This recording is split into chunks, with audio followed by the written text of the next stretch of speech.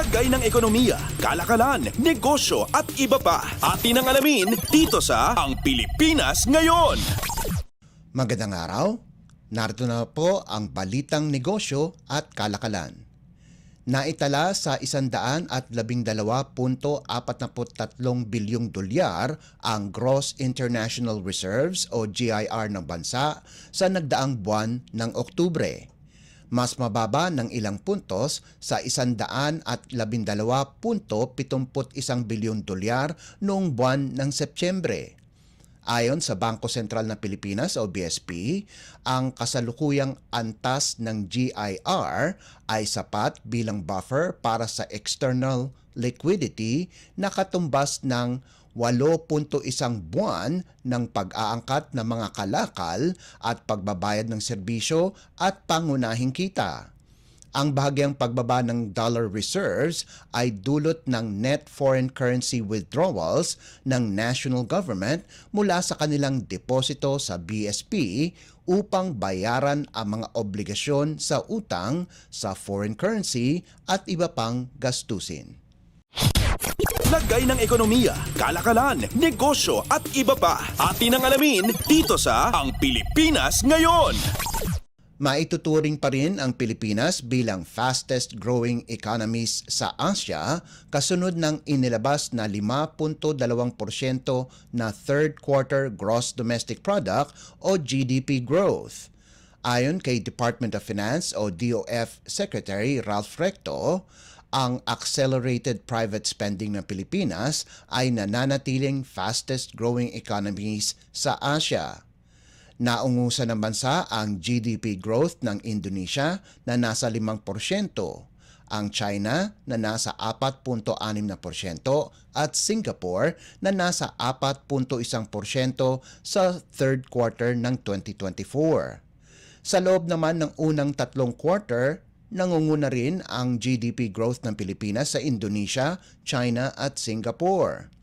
Ang paglago ng ekonomiya ay bunsod ng pinakahuling policy rate cuts at reserve recruitment o requirement reduction kaya tumaas ang purchasing power ng mga Pinoy.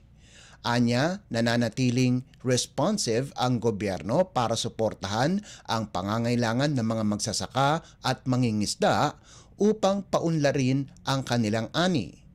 Gayon din ang tulong ng pamahalaan sa mga nasalanta ng bagyo upang makabangon sila agad sa epekto ng kalamidad. Lagay ng ekonomiya, kalakalan, negosyo at iba pa. Atin ang alamin dito sa Ang Pilipinas Ngayon.